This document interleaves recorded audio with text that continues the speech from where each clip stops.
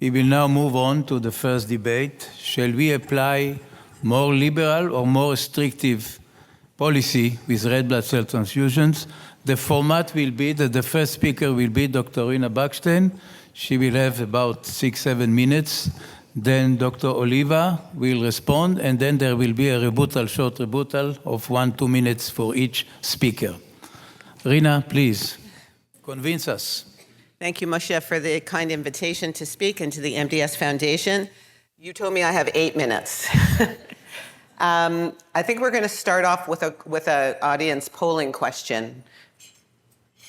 These are my disclosures. So which of the following best apply to your outpatient transfusion practice in MDS patients?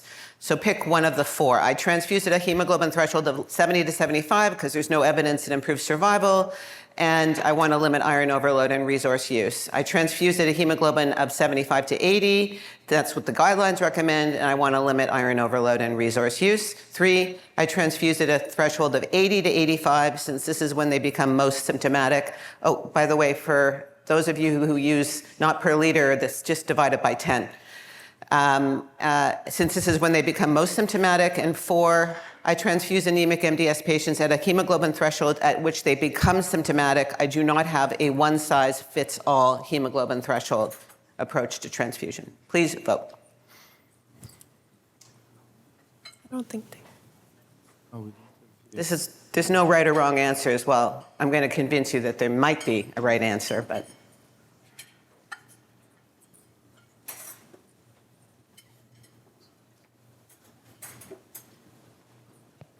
Oh, sorry. Okay. You can move on. Okay. So there are 3 major reasons why I think a higher hemoglobin is better, and we should be striving for that in our patients. It correlates with improved survival. It may protect against cardiac disease and improve cardiac disease-free survival, and it's associated with improvements in quality of life. So we know that non-leukemic death is a major cause of death in MDS. It surpasses MDS and AML, in fact. And from this study from many years ago, but replicated by many, we see a strong association between any degree of anemia from the WHO-defined criteria and an increased and decreased survival. And particularly, a hemoglobin less than 9 in men and 8 in women correlates with decreased survival, an increase in non-leukemic death, and cardiac death. We also know that cardiovascular disease is a major cause of death in MDS. This is SEER database study from about 7 years ago, that shows the component of death caused by cardiovascular disease. And in the first year, it's about 16%, but by 5 years, it comprises a percentage of almost more than a quarter of all deaths, and it rivals MDS and AML as the cause of death. So this is going to be particularly relevant in our lower risk MDS patients that may live this long. So strategies to improve cardiac disease for survival are important. And while clonal hematopoiesis may be responsible for accelerated atherogenesis, I posit that the increased inotropic and chronotropic demands of chronic anemia are also contributing to this accelerated cardiovascular death. And there are a number of studies that show this correlation between anemia and cardiac remodeling. This is a study that was done in Canada. In red is patients with what my residents call HFrEF, which is heart failure with reduced ejection fraction, with anemia compared to HFrEF without anemia. And in those that were anemic in any degree, they saw much great increase in inflammatory markers of inflammatory markers, soluble and echocardiographic markers of remodeling, myocyte death, and myocardial stretch. And correct me if I'm wrong, but my opponents published this important paper a number of years ago that showed that there is much more cardiac remodeling going on in transfusion-dependent patients than independent patients, that each unit of blood decreases your odds of remodeling by 49%, and it's an independent prognostic factor for cardiac remodeling in addition to age. And a hemoglobin of less than 10.7 was the critical threshold on the ROC curve for this cardiac remodeling, so even modest anemia. Also, Esther, who's my opponent, it's kind of hard for her to argue against this important review that she published showing the factors that correlate with quality of life in MDS patients. And she reviewed the literature very extensively and demonstrated that using a variety of health quality of life instruments, that there is a strong relationship between a hemoglobin of less than 10 and quality of life, decreased utility, physical functioning, fatigue. And in the intervention studies that she nicely reviews, most health-related quality of life scores do improve when you have hemoglobin responses. And at EHA earlier this year, she even demonstrated that the patients on the COMMAND study that were statistically likely, that were going to have clinically important improvements in their quality of life was mainly seen in those who had achieved a hemoglobin of greater than 10. So there's this important threshold of 10. We conducted this multinational survey of transfusion-dependent MDS patients to ask about their experiences, their symptoms, and their preferences.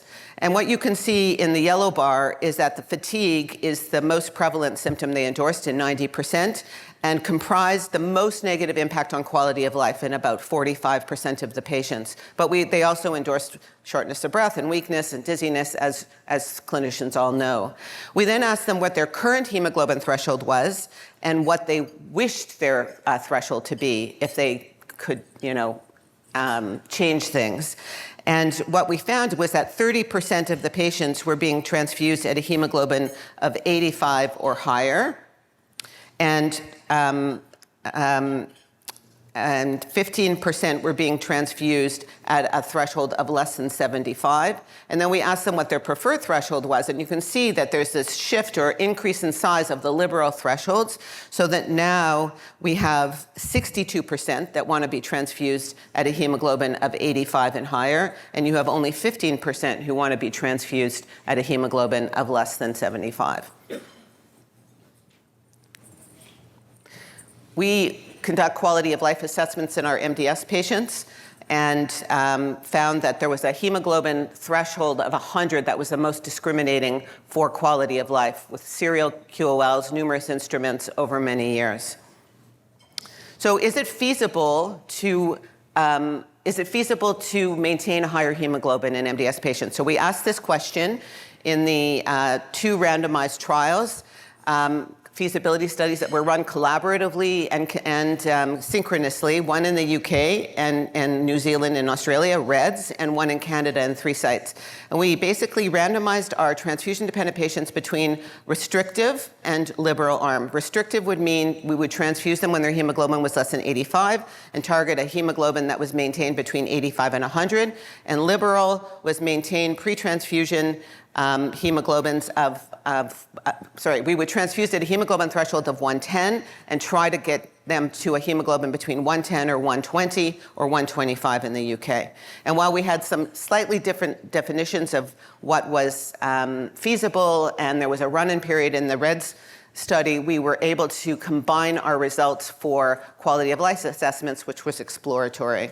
So the key messages were we did maintain mean pre-transfusion hemoglobins of 86 in the restrictive arm and 99 in the liberal arm, with a mean difference of 13. There was no significant toxicity by getting more blood. On average, after the run-in period, it was about 3 extra units per patient, and 6 fewer days between transfusions, so they were coming more often, and there was high rates of quality of life completion. We did, however, in the exploratory post-hoc analysis, look at the quality of life assessments, and we found in general better health utility, better fatigue, less appetite loss, and more clinically significant improvements in physical and social functioning, dyspnea, and fatigue in the patients on the liberal arm. So these graphs just demonstrate the, in red, the hemoglobin, in red, the hemoglobin thresholds, the hemoglobins achieved in the liberal arm versus the restrictive arm with a difference of 13. And the health utility scores, as you can see in the liberal arm, are higher and maintained higher for the majority of the study, and much flatter than the oscillating curve for those in the restrictive arm. When we looked at these waterfall plots for changes in fatigue and dyspnea compared to their baseline scores, so the mean changes in amplitude of their symptoms compared to baseline scores. We saw that 46% and 50% in the liberal arm had improvements in fatigue compared to 34% and 20% in the restrictive arm. And similarly, we had more improvements in social and physical functioning with liberal transfusions compared to restrictive transfusions. And I think you can appreciate that the direction of these red arrows is above 0, not always completely meeting the threshold of 10 points, which is what the MCID is for the QLQ-C30, but in the right direction.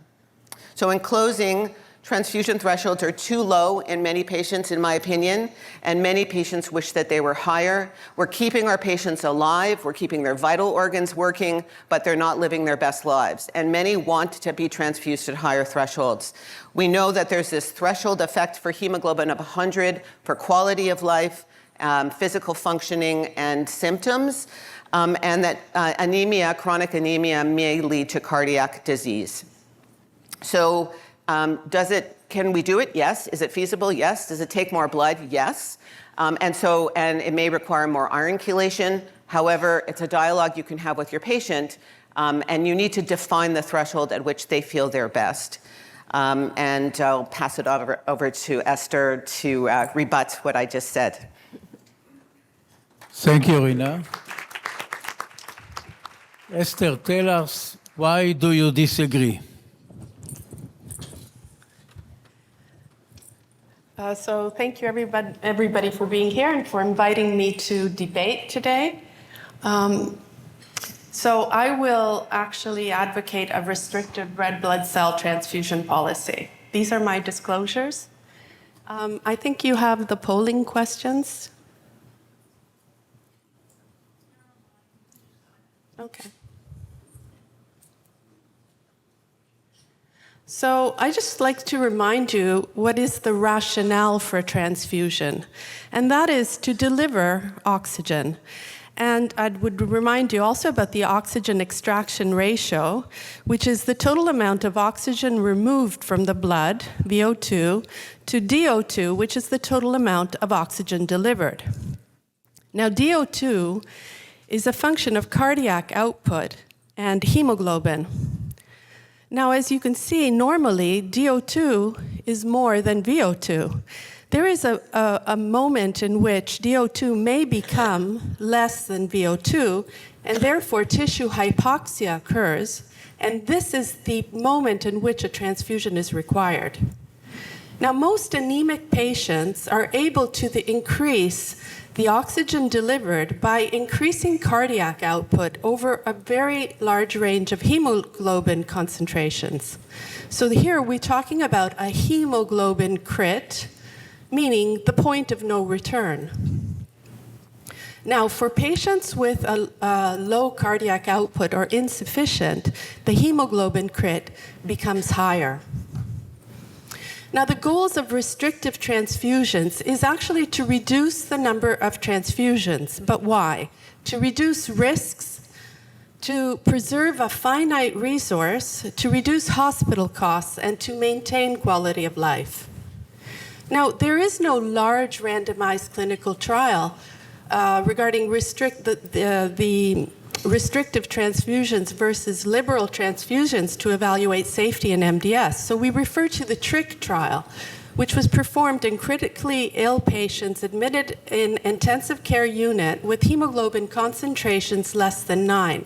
These patients were randomly assigned to a restrictive strategy of transfusion for hemoglobin less than 7 to maintain from 7 to 9, or hemoglobin less than 10 to maintain 10 to 12. So the restrictive transfusion strategy was non-inferior to a liberal strategy in terms of survival and major adverse outcomes. A meta-analysis focused on transfusion thresholds in hematologic malignancies, which included MDS, and the restrictive transfusion strategy less than 8 did not adversely affect survival or quality of life. Now, I would like to show you a systematic review of systematic reviews and meta-analyses of randomized clinical trials. And as you can see quite well, just by looking, is that there's an overlap of the thresholds in many of the clinical trials. And 75% reported no statistically significant difference between patients assigned to restrictive versus liberal transfusions in terms of mortality. However, 25% reported lower mortality with restrictive transfusion strategies. So here are the international guidelines for transfusion thresholds.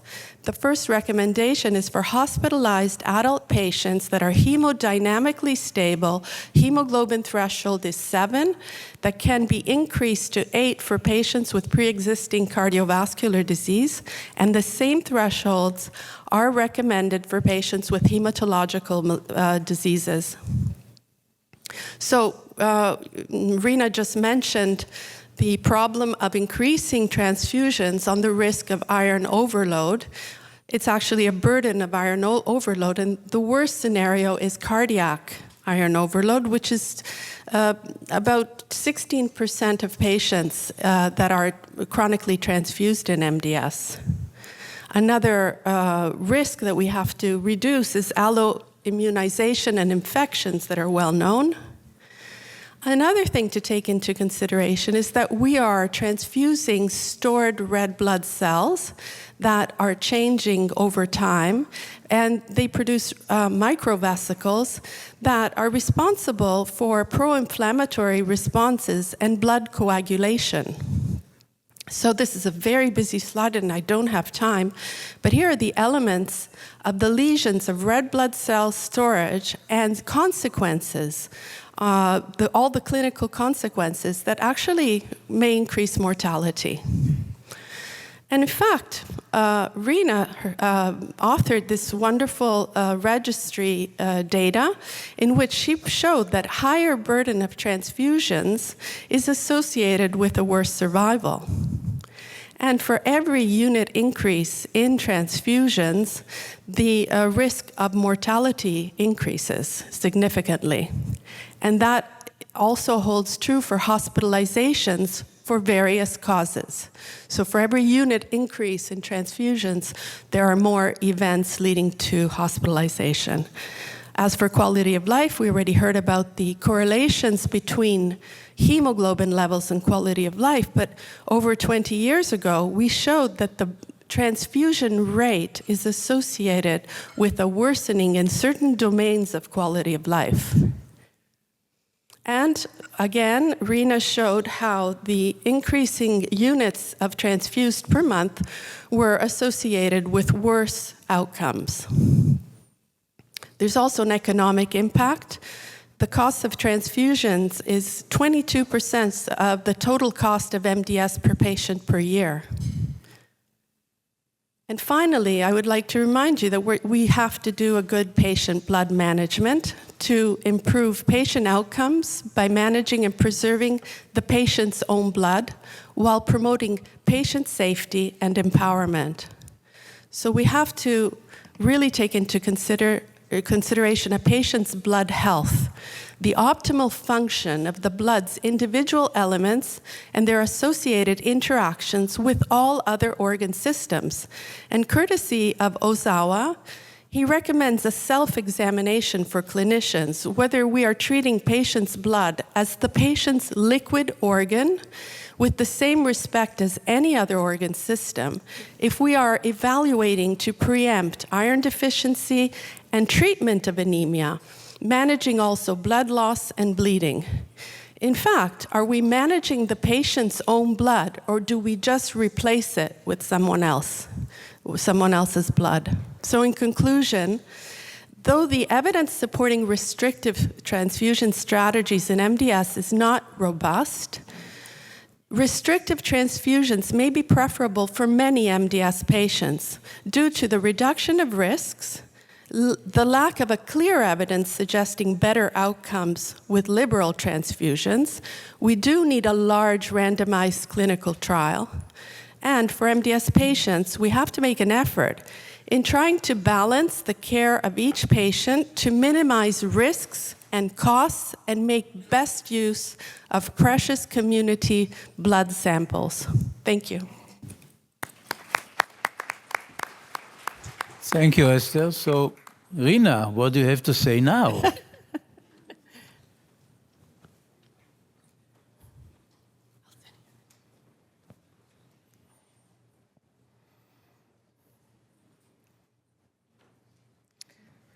So I have it on good authority that I have the best facts.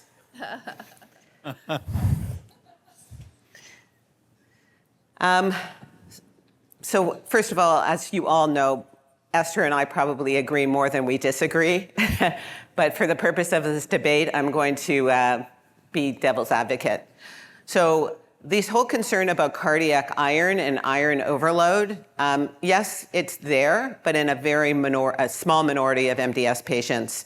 You have to get about 80 units of blood to detect blood by T2 star MRI. And we can also abrogate a lot of this, any damage by iron chelators.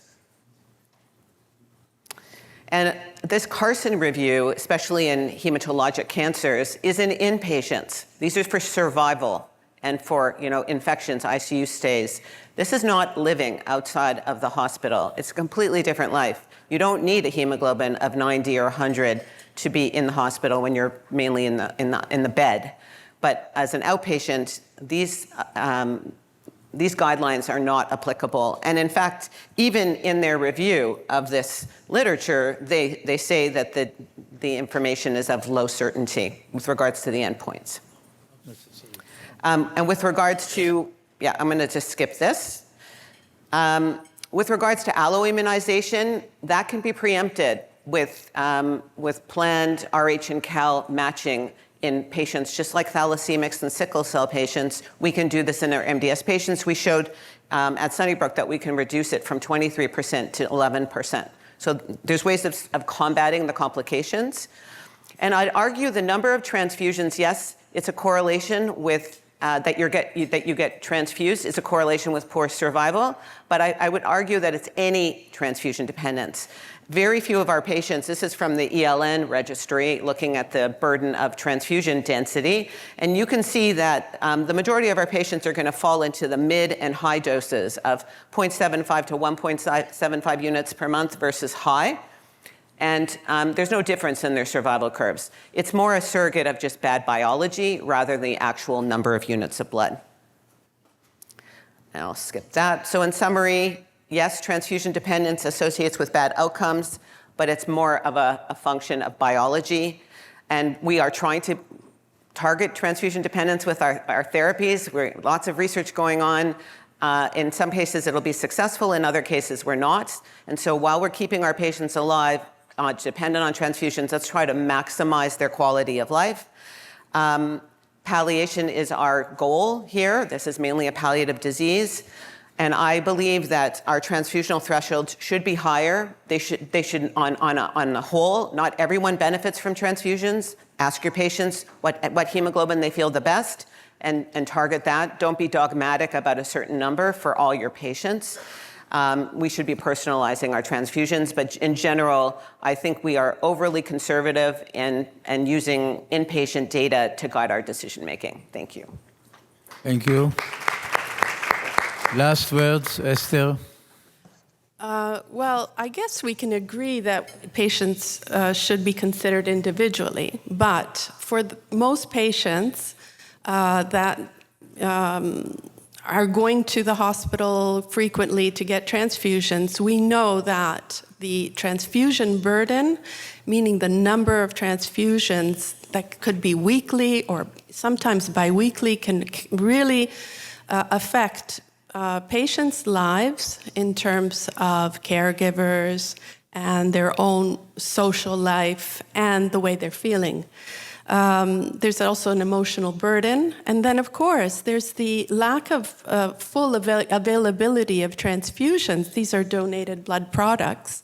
And finally, we do not really have any proof that increasing the number of transfusions won't cause harm. So since our goal as a physician is not to cause harm, unless it's really important to a patient because he's having significant symptoms, like you mentioned, dyspnea, dizziness, and other factors that can really affect their lives, for those patients that find that their hemoglobin level is tolerable, I would really consider it precious to reduce whatever risks we are giving for each transfusion and obviously reduce costs.